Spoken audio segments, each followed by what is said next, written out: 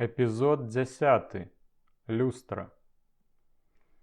Камендант Крывашэйн скакаў ад радасці. З пасады адклікалі ягонага найвялікшага ворага, старшыню гарвыканкама Родзіна. У каменданта хапала прычынаў баяцца інтэлігентнага і адукаванага камуніста.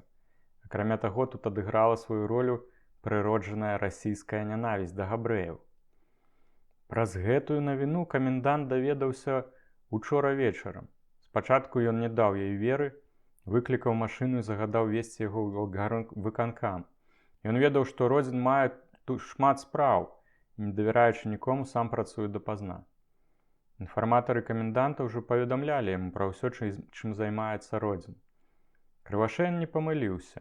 Калі аўто павярнула на Саборную плошчу, ён пабачыў святло ў адчыненым акне Родзінавага кабінета на другім паверсе. Камендант нецярпяліва збыў міліцыянта, які першапачаткова не пазнаў гарадскога начальніка. Дзяжурны ў вестыбюлі паслужліва падбег да каменданта. Хацеў яму нешта сказаць, але той толькі гаркнуў: «Пайшоў вон, сукін сын!» і бодра зацюхаў нагамі па сходах уверх. Адчыніў дзверы ў кабінет старшыны гарвыканкама.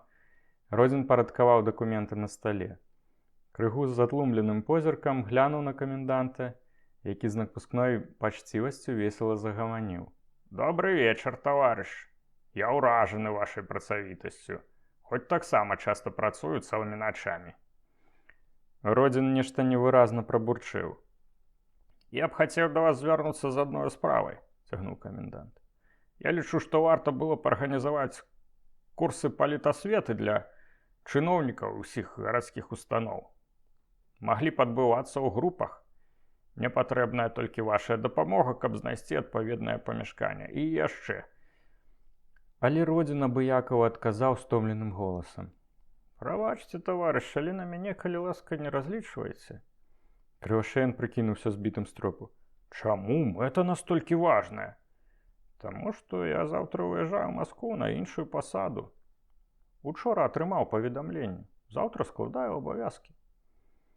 Крывашэйн напусціў на твар смутную міну. «Спачуваю вам, таварыш. Чаму? Мне больш падабаецца Масква, чымся Менск. Але так раптоўна атрымаць па загрыўку. Нейкіх вы, напэўна, дроў наламалі». Родзін моўчкі глядзеў у каменданта ў твар і разгублена разважаў, што той чаўпе. А Крывашэйн прыдумаў сабе, што старшыня гарвыканкама спалохаўся, таму прыжмурыўся і павучальна прамовіў: «Ніколі не трэба скакаць вышэй галавы і ўсаджваць нос у кожную дзірку». «Не разумею, пра што вы, таварыш?» «А пра тое, што тут часнаком нясе. Палестына. Трэба будзе добра праветрыць. Усяго найлепшага, таварыш. Кланяйцеся Маскве». І, не падаўшы Родзіну рукі, выйшаў на калідор. Пры гэтым так грукнуў дзвярыма, што аж тынк пасыпаўся са сцяны. Пасвістваючы, бойка збег са сходаў, упхнуўся ў аўтамабіль. «Куды?» – запытаўся кіроўца. «Вакол плошчы». Шафёр ведаў, што наравісты камісар не любіць паўтараць сваіх загадаў, таму адразу ж завёў рухавік. Машына пачала кружляць па шырокай плошчы, прычым, калі яна мінала гарвыканкам, Крывашэйн уставаў з месца і гучна крычаў у бок адчыненага акна Родзіна: «А-ку-ку!» На 7-м коле Родзін вызірнуў з акна. Камісар, набліжаючыся ў машыне да гарвыканкама, склаў далоні каля вуснаў у рупар і асабліва моцна зяўкнуў: «А-ку-ку!» «Звар'яцеў, мусіць», – падумаў Родзін. Міліцыянт, які стаяў на варце пасярэдзіне маставой, кожны раз, калі побач праязджала машына, выцягваўся з павагаю струнку і трывожна паглядаў на вялікі аўтамабіль, які шалёным віхрам імчаў навкола плошчы. Нарэшце машына спынілася перад гатэлем «Еўропа». Крывашэйн уляцеў у хол. Толькі тады міліцыянт выдыхнуў з палёгкай і гаркнуў у вуха бабулі, якая цялёпкалася праз вуліцу: «А-ку-ку!» Тая скаланулася, развярнулася і спешна паклыпала назад. «А-ку-ку!» Гэтым часам камісар ляцеў калідорам у пакой нумар 13, у якім пасля высялення Старцева зрабілі грунтоўны рамонт і паставілі дыхтоўную мэблю для Філіпа Лысага. Блатны быў акурат у сябе. Хвіліну таму ён закончыў шліфаваць круг шабера і схаваў інструмент разам з іншымі прыладамі, якія сёння забраў з ссыленай трушчобы пад вечка піяніна. Ён акурат мыў рукі пасля працы, калі пачуўся лёгкі стук у дзверы. «Запаўзай!» Кінуў, не паварочваючы галавы ад умывалкі.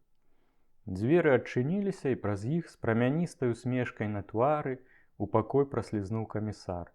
Выпрастаўся, шчоўкнуў абцасамі, узяў пад казырок і ўрачыста агаласіў: «Таварыш дэлегат, дазвольце далажыць, што мярзотніка Родзіна адразу ж прыбралі пасля аднаго кіўка вашага шаноўнага пальца. Заўтра складае паўнамоцтвы і выязджае ў Маскву». Крывашеян меркаваў, што гэта менавіта Філіп Лысы паўплываў на перавод Родзіна, выканаўшы просьбу каменданта і ўзяўшы ад яго хабар. Філіп Лысы пазяхнуў і, надзьмуўшы вусны, працягваў паласкаць рукі. «Адкліканы ў Маскву! Адкліканы ў Маскву!» радасна паўтараў Крывашеян. «Чорт яго і там знойдзе, і гэтак далей», скамендаваў Філіп. Камісар ляпнуў сябе па сцёгнах. «Як піць даць знойдзе, асабліва калі вы, таварыш, захочаце». Філіп Лысы адзвярнуўся ад умывалкі і падаў каменданту мокрую далонь. Той яе паціснуў. Філіп пачаў выціраць рукі. «Як я магу, таварыш, засведчыць вам сваю ўдзячнасць?» пытаўся камісар. «Скажы, што ты дурнаваты». «Я дурнаваты». «А раз ты дурны, то з'еш мыла». Крывашеян спешна схапіў мыла з умывальніка, але Філіп прытрымаў яго за руку. «Чакай, зашмат задавальнення, іншым разам. Цяпер мне замка ў паветры не буду і гэтак далей. Аддзячыць трэба як мае быць, а не дым пускаць і гэтак далей. Ты добра даўбешкай пакумекай, памазгуй, а цяпер шуруй адсюль, бо толькі паветра мне тут псуеш і гэтак далей». «Я памазгую, ўжо іду, усяго добрага». «Нічога, давай». Філіп таму так хутка пазбыўся каменданта, бо абяцаў хлопцам дапамагчы пры рабоце, на фатографа. Дамовіўся з імі папярэдне, што прыйдзе а палове 10-й вечара на танцы, якія ладзіліся на вуліцы Юр'еўскай. Ён мусіў стрымаць слова, бо гэтага вымагаў зладзейскі гонар, інакш бы ён дакладна пусціўся ў гулі разам з поўнымі ўдзячнасці камендантам.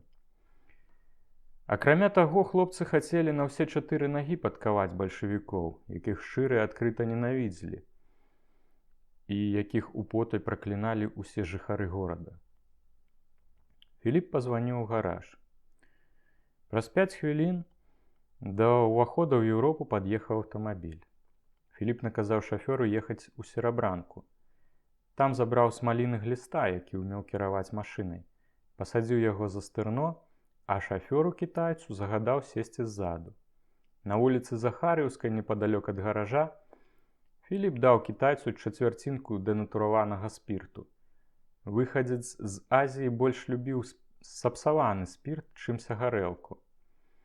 Дадаў яму яшчэ 500 рублёў на закуску. А яны паехалі далей. Танцавальныя вечары на вуліцы Юр'еўскай наведавалі перадусім бальшавіцкія афіцэры, агенты ЧК, чыноўнікі, прысланыя з Расіі, і іхнія дамы. З іншай публікі сюды мімалётам траплялі сезонныя прастытуткі, якія спецыялізаваліся ў даенні вайскоўцаў. Калі аўтамабіль пад'ехаў да будынка, дзе адбываліся танцы, яго спаткалі вясёлыя гукі кеку-оку, што даносіліся знутры. Машына павярнула ў вузкі завулак, які злучаў вуліцу Юр'еўскую з Захарыўскай. Там у паркане былі выламаныя 2 шырокія дошкі. Праз гэтую дзірку, падрыхтаваную з вечару, планавалася выносіць здабычу на фатографа. З пралому да аўто вылезла 3. Сярод іх быў Баран і Казік Марацкі. Ясь на работу не пайшоў. У яго яшчэ заставалася дастаткова грошай з выдры, таму ён пакуль не вельмі квапіўся пра новы заробак. Злодзеі хутка параіліся, пасля чаго машына зноў выехала на вуліцу Юр'еўскую і спынілася пры наступнай браме. Блатныя намераваліся абчысціць гардэроб. Ад іхніх вачэй не магло схавацца, што гарадскія бонзы прыходзяць на танцы ў дарагой вопратцы. Асабліва тут вылучаліся агенты ЧК і іхнія спадарожніцы. Таму злодзеі выбралі сцюдзёны дзень.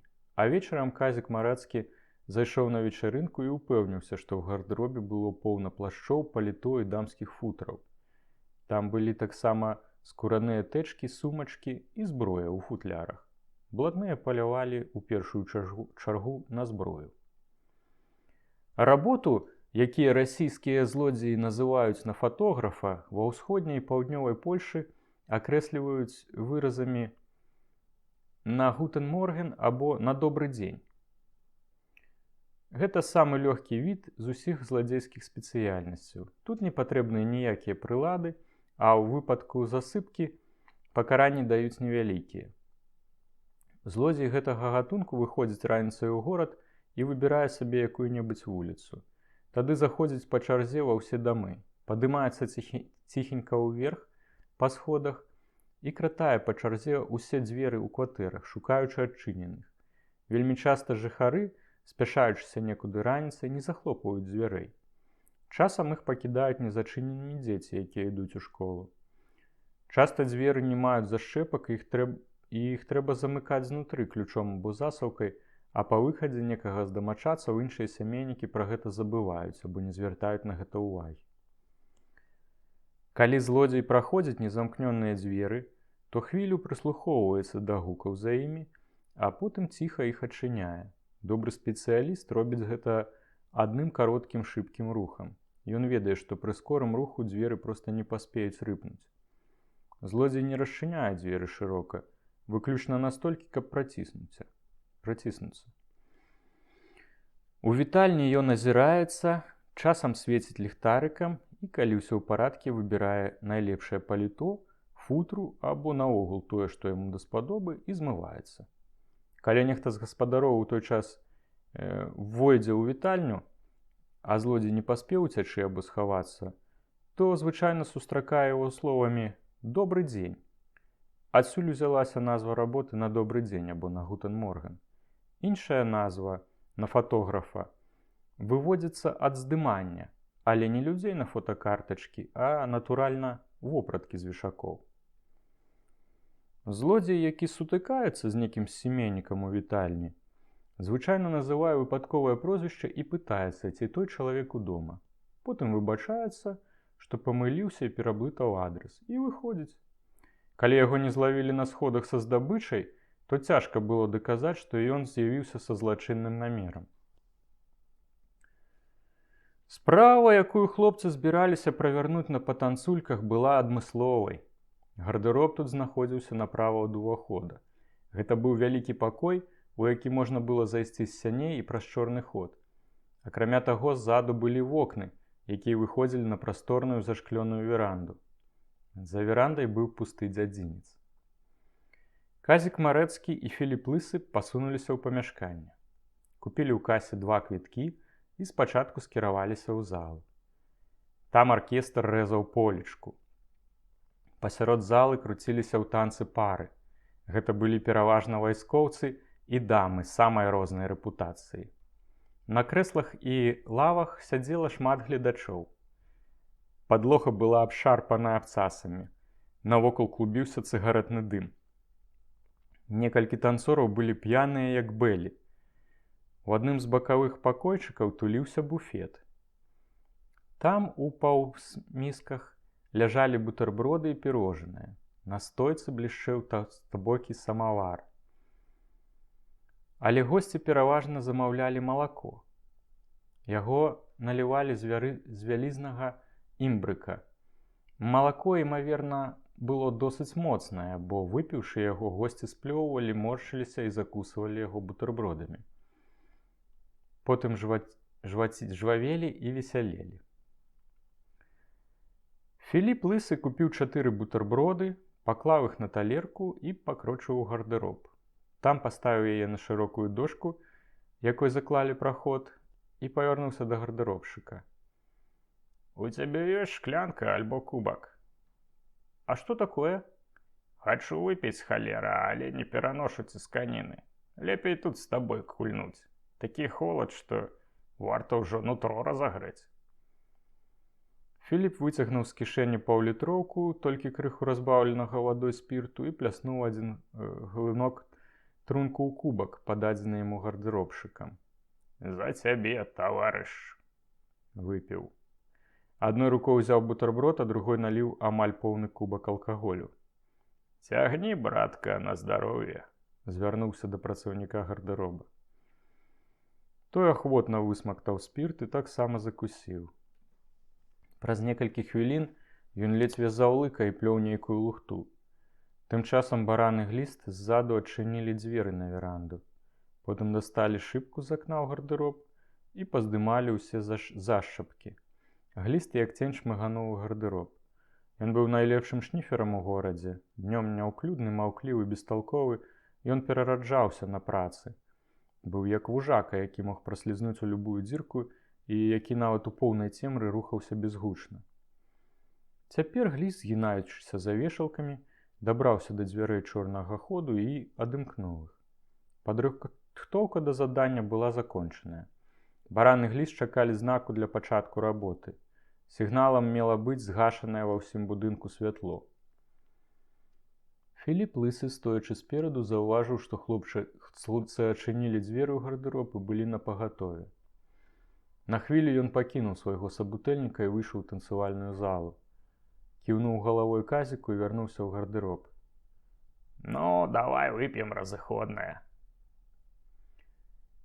Марацкі патэпаў з залы ў хол. Там адамкнуў шаберам дзверцы малой шафкі, у якой знаходзіліся электрычныя коркі ад усяго дома. Прытаіўся. Пасля кароткага перапынку аркестр зноў зайграў. Шум у зале мацнеў. Штораз новыя пары пускаліся ў скокі. Толькі тады Марацкі выкруціў 2 коркі і захлопнуў шафку. Увесь будынак патануў у змроку. На вуліцы заўркатаў рухавік. Філіп лысы акурат пераказваў свайму таварышу сон рабой кабылы, а той, дашчэнту назюзюкаўшыся, ледзь лыпаў. Аркестр дайграў мелодыю ў апраметнай цемры. А ў гардэробе гліст і баран разгружалі вешалкі. Неўзабаве да іх далучыўся казік Марэцкі, які насіў бярэмы вопраткі да проймы ў паркане. Праз пару хвілін гардароб быў пусты. У зале, агорнутай цемрай, гучалі праклёны, свіст, нехта тупаў нагамі. Раздаваліся нецярплівыя раздражнёныя галасы. «Давай святло! Што за халера адбываецца?» Блатныя хутка закінулі сваю здабычу ў аўтамабіль, які падкаціў у завулак і прыпыніўся каля дзіркі ў паркане, а адтуль паехалі наўпрост да скупшчыка, з якім дамовіліся загадзя. Там усё аглядзелі і пасартавалі. Яны здабылі шмат кароткай агнявой зброі, некалькі тэчак і сумачак, безліч футраў і паліто, але найбольш вайсковых плашчоў. Скупшчык праверыў і ацэніў вопратку. Філіп лысы з гумарам рэкламаваў некаторыя рэчы. «Паглядзі, які каптан!» Ён трос у руках шыкоўнае дамскае паліто. «У такім толькі крамы абкрадаць. У самой каралевы Мадагаскара такога няма». Блатныя падзялілі на месцы грошы, зброю, тэшкі ды іншыя дробязі, якія знайшліся ў кішэнях або сумачках, і разышліся па дамах. Скупшчык заплаціў злодзеям не больш як 1/5 частку цаны барахла. Ён мусіў перабраць рэчы яшчэ раз. Некаторыя з іх перашываліся, каб іх нельга было распазнаць, і збываліся пасярэднікамі на месцы. Іншая вопратка, якую ён перапрадаваў, не раз падарожнічала вельмі далёка, у іншыя губерніі і часткі краіны. Эпізод 10. Ажур зноў адправіўся на паўднёвы ўсход па наступную партыю тавару. З цяжкім сэрцам ён раставаўся з Марысяй, але іншага выйсця не было. Ён мусіў выконваць сваю ролю дастаўцы паперы і пісьмовых прыладаў для гарадскіх установаў Менска. Акрамя таго, нічога не кажучы сваёй каханай, ён пастанавіў знайсці для яе іншае месца. Увесь час ён хваляваўся за ейную бяспеку. Адважны і стрыманы, ён цяпер дражэў, думаючы пра Марысю, якая апынулася ўнутры шалёнай крывавай віхуры. Пятляючы ў розныя бакі, ён дабраўся да Ростова. Пасля разведкі ў горадзе і нарады са знаёмымі блатнымі ён скіраваўся далей у Армавір. Нарэшце ягоную ўвагу прыцягнуў ціхі утульны Пяцігорск, размешчаны ў баку і далёка ад цэнтра Расіі, дзе лютавала нястрымная навала. Тут жыццё цякло сваім парадкам, хапала ежы. Хараство прыроды займала дух, поўна кветак і садавіны. Шчырыя, мілыя і далікатныя людзі. Іх яшчэ не атруцілі дурманам пустой прапаганды, не ператварылі ў звар'яцелых ад смяротнага страху жывёл. Грошай у Ажура было багата. Акрамя таго, шмат гатоўкі ён забяспечыў, скупіўшы біжутэрыю і золата. Усё гэта ён перавёз з сабою. За гэтыя скарбы ён думаў прыдбаць мілы і утульны куток для сваёй самай дарагой каштоўнасці – Марысі. Ён мог бы купіць вялікую вілу з садам, але пакуль пастанавіў зняць невялічкі дамок або кватэрку на гарадской ускраіне. Ён не хацеў прыцягваць да сябе асаблівай увагі. Не выключаў, што бура можа дапаўсці і сюды. Але, на ягоную думку, тут лягчэй было б яе ператрываць, бо людзі былі больш спагадлівыя, чымся ў іншых частках Расіі. Панаваў спрыяльны клімат і шмат было прыродных багаццяў, якія цяжка было б каму-кольвічы знішчыць.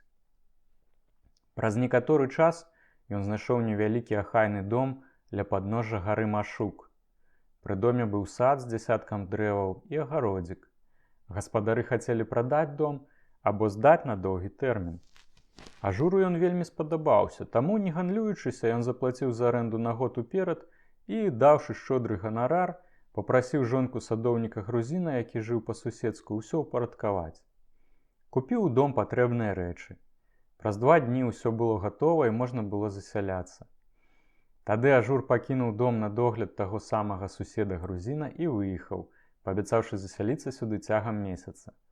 Каштоўнасці і золата Ажур закапаў у альтанцы. З моманту ажуравага ад'езду з Менска мінула 2 тыдні. А ён абяцаў Марысе, што вернецца найпазней акурат праз столькі часу.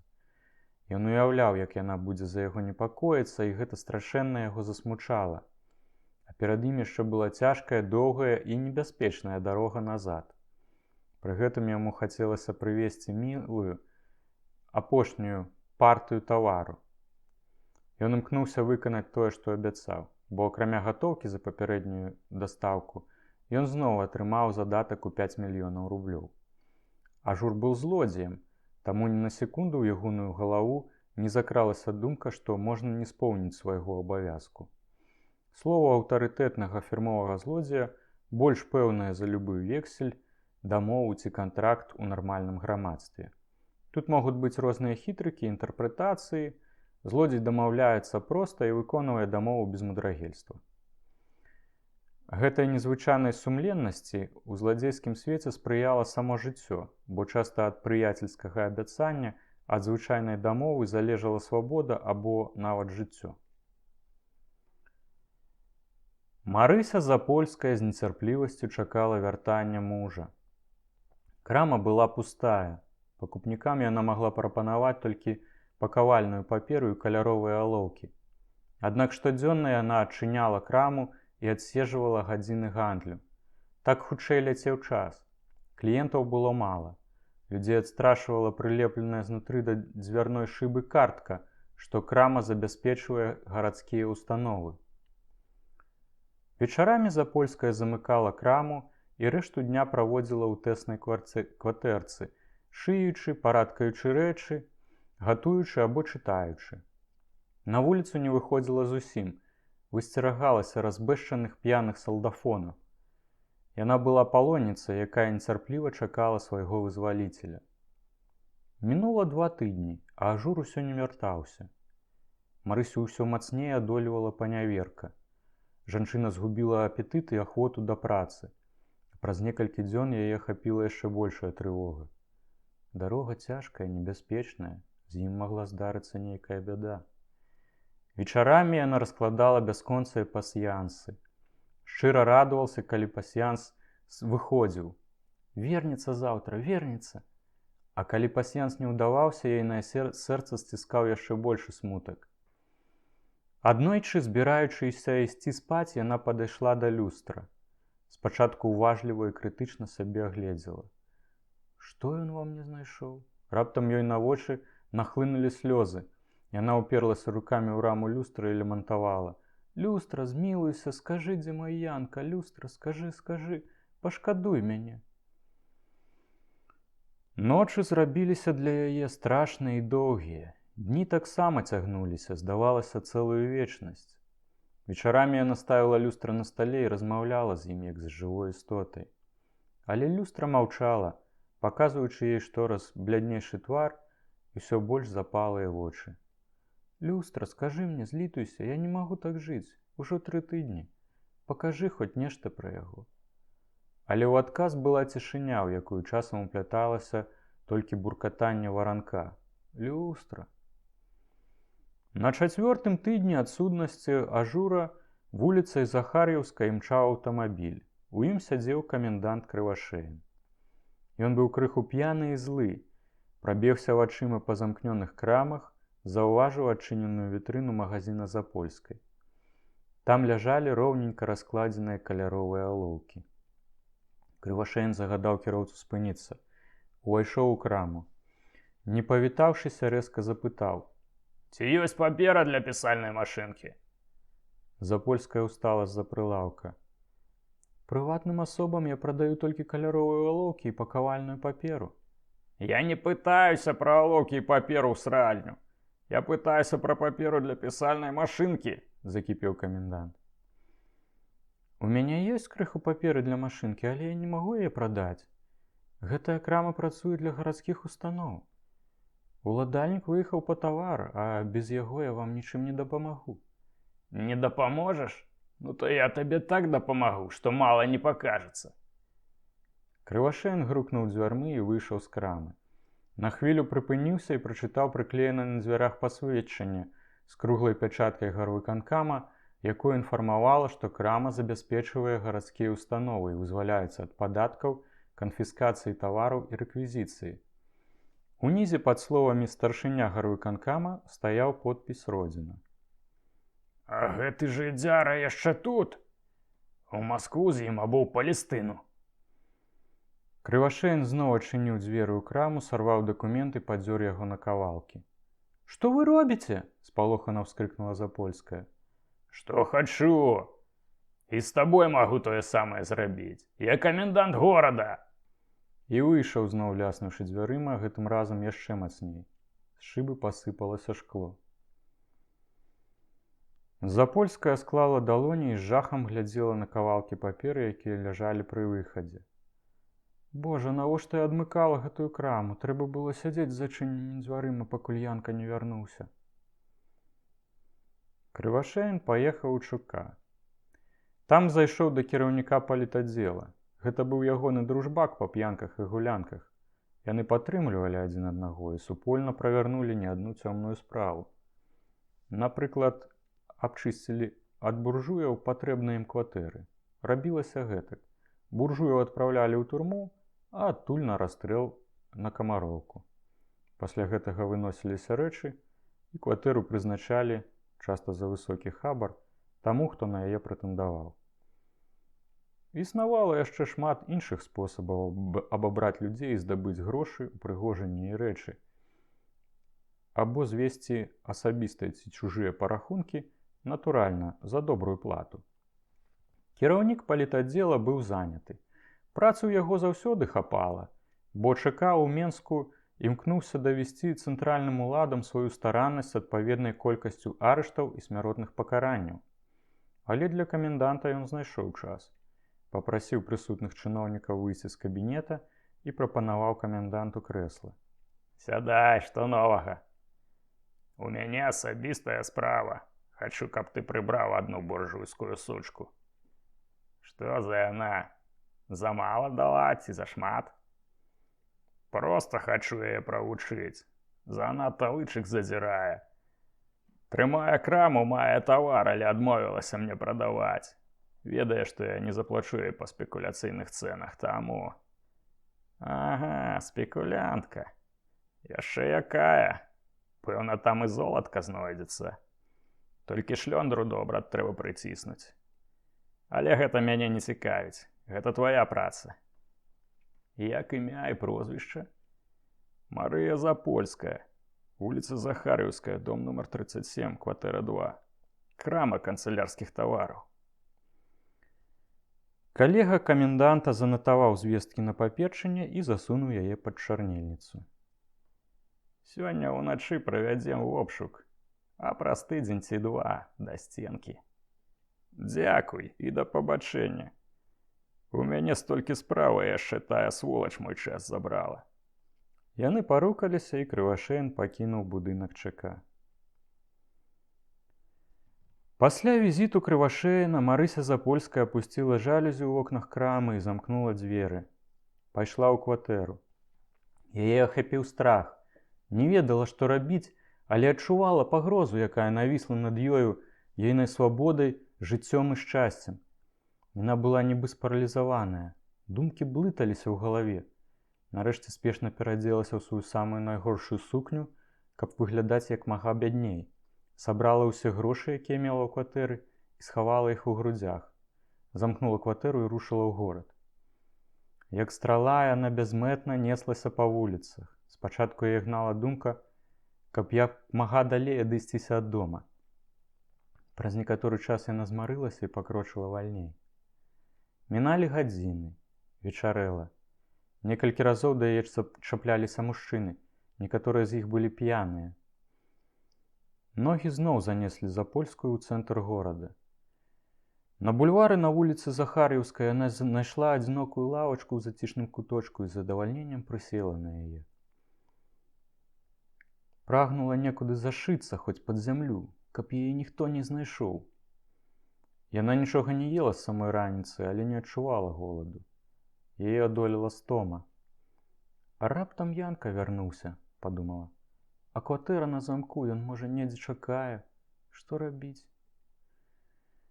Зусім без сілаў яна пакорна павалаклася па Захарыўскай вуліцы дадому. «Што ж мне прыдумаць, Янка?» – шаптала як у гарачцы. «Я такая слабая, дурная. Вярніся сёння, ратуй!» Яна ўзіралася на мінакоў, якія спяшаліся вуліцай. Недзе ў глыбіні душы ў ёй цяплілася надзея, што ажур вернецца і выратуе яе. Яна ціхенька ўвайшла ў браму і спынілася ў цемры. Прыслухалася. Вуліца замірала. Мінакі ў цывільным знікалі. Адно шоргалі ботамі вайскоўцы і гучалі чужыя ў гэтым горадзе словы і галасы здзічэлых бальшавіцкіх салдатаў. Марыся бясшумна адамкнула кватэру і ўвайшла. Дзверы за сабой зачыніла на засаўку і круг. Старана засланіла вокны і толькі пасля гэтага запаліла святло. Не здумаючы старога палітончыка, села на крэсла і нерухома застыла. Бездапаможная, бяссільная. Міналі гадзіны. Набліжалася поўнач. Марыся скінула паліто, паклала ў шуфлядку стала свае грошы і падайшла да люстры. Перанесла яго з камоды на стол. Доўга ў яго ўзіралася. З ейных вачэй пацяклі слёзы. «Яначка, каханы, Яначка, што рабіць? Люстра, скажы мне, пакажы мне, дзе ён. Парадзь, што рабіць. Я ўжо не магу, замала сілаў. Можа, ты развітаўся ўжо з жыццём, Янка, то і я памру. Я без цябе не магу, заслабая. Яначка, люстра. Божа, якія страшныя людзі, як пачвары. За што гэта ўсё?» Хістаючыся, яна падышла да ложка і прылегла ў адзенні. Баялася раздзецца. Не наважвалася і згасіць святло. Страшылася кватэры, горада, свету, людзей. Туліла галаву ў падушку і доўга плакала. Гэтак заснула. Вайна, гарматы! Села на ложку, вырваная з глыбокага сна, а праз хвілю ўцяміла, што гэта звонку нехта грукае ў дзверы. У яе сэрца аж ёкнула, ускочыла з ложка, прабеглася вачыма па кватэры. Ейны позірк затрымаўся на абразку Божай маці, які яна атрымала ад маці, які ўсюды вазіла з сабою. Зняла яго са сцяны, пацалавала і спешна схавала ў кішэню. Перахрысцілася і пайшла да дзвярэй, якія вялі з кухні ў калідор. У іх валілі прыкладамі або нагамі ў ботах. Марыся цалкам спакойным голасам гучна запытала: «Хто там?» «Адчыняй хутка! Варушыся!» Запольская адамкнула дзверы. «Калі ласка, што такое?» З цёмных сяней у кватэру забегла 5 чалавек. Адштурхнулі Запольскую ў бок. Нейкі цывільны схапіў яе за рукі. 2 чырвонаармейцы і 2 цывільныя тым часам правяралі кватэру. На шчасце, яны былі цвярозыя. Агледзеўшы кватэру і краму, яны замкнулі дзверы. Толькі цяпер меліся прыступіць да ператрусу. Адзін з 3 цывільных агентаў тузануў Запольскую за перад плячыма, амаль выштурхнуўшы яе ў цэнтр пакоя. Яна пабачыла злыя, мутныя, поўныя нянавісці вочы. Глядзела ў іх упэўнена. Агент гаварыў перарывіста, нібы брахаў. «Напілася чужой крові! Досыць! Кажы адразу, дзе грошы золата, бо як не!» Не закончыў фразы. Маруся чула ягоны хрыплы голас, які гучаў са свістам, адчувала ягонае гнілое дыханне. І гэта чалавек? Цалкам спакойна яна адказала: «Грошы я ўсе аддам, золата не маю зусім, можаце браць усё, што заўгодна». Высунула шуфляду і вынула з яе на стол таўставатыя стосікі купюр, якія папярэдне, пакідаючы кватэру, была ўзяўшы з сабою. Агент памацаў банкноты і павярнуў да яе шэры твар. «Больш няма?» «Не». «Пабачым, але як знайду, то пашкадуеш», – паказаў пальцам на Марысю. «Абшукаць яе!» 2 агента ўзяліся за Марысю. Ёй вывернулі ўсе кішэні, з шэі здзерлі срэбраны ланцужок з крыжыкам. Знайшлі абразок Багародзіцы. Агент, які яго дастаў, запытаўся ў Марысі: «А што гэта за штуковіна?» «Матка боская». «Так, дык папрасі яе цяпер, каб табе дапамагла, гаўнаедніца, сцерва!» Парваў абразок і кінуў на падлогу. На Марысіным худым твары вочы, здавалася, запалі яшчэ глыбей, але вакол сабе яна распаўсюджвала спакой. Слабая і далікатная жанчына ў гэтай агіднай сітуацыі была поўная велічы і годнасці. Адзін з агентаў зачапіў таварышаў. «Хто хоча з ёй пазабавіцца?» – кіўнуў галавою на Запольскую ложак. Іншы адказаў: «Зашмат гонару для такой курвягі». І тое, чаго Марыся больш за ўсё баялася, абмінула яе. Яна ўздыхнула з палёгкай. У гэты момант нехта скінуў са стала люстра адзінага Марысінага сябра падчас гнітлівых вечароў. Яно разбілася на дробныя кавалачкі. 5 мужчын правялі ператрус крамы і кватэры. Іхнія рухі былі хуткія і спраўныя. Сам вобшук трываў доўга. Раніцаю кватэра выглядала як сметніца. Запольскай загадалі адамкнуць падвал. Там таксама ўсё перарылі. Адзін цывільны доўгім стальным прутам поркаў у зямлю, шукаючы закапаных рэчаў. Потым пачаў тыцкаць жалязякай у зямлю на калідоры. Марыся назірала за ім з заміраннем сэрца. Каля самых дзвярэй была закапаная бляшанка з золатам, якое ёй даў ажур. Яна ведала дакладнае месца. Стрыжань быў усё бліжэй. Сціснула рукі ў кулакі. Знойдуць. Шчуп увайшоў у тое месца, паглыбіўся. Нічога. Зноў поркнуўся. Нічога. Пайшоў далей. Цуд. Запольская не верыла сваім вачам. Прут мусіў уперціся ў металічную бляшанку. Яна не ведала, што ажур перад самым сваім выездам выкапаў золата і забраў з сабою. Ён не хацеў яе турбаваць сваім планам далёкага падарожжа на поўдзень, каб знайсці ім абаім ціхае прыстанішча. Калі вобшук быў закончаны, мужчыны паклікалі старшыню кватэрнага камітэта. Запячаталі дзверы і аддалі яму ключ. «Галавой адказваеш за гэту кватэру», – сказаў яму адзін з агентаў. Старшыня камітэта, трасучыся ад страху, узяў ключ. Язык прыклеіўся яму да паднябення. Ён і не чакаў, што на яго ўпадзе цень надзвычайнай камісіі. Туманным ранкам аўтамабіль выехаў з падворка ў бок ЧК. Марыся сядзела на заднім сядзенні паміж двумя агентамі. З ейных вуснаў сарвалося адно ледзь чутнае слова: «Бывай».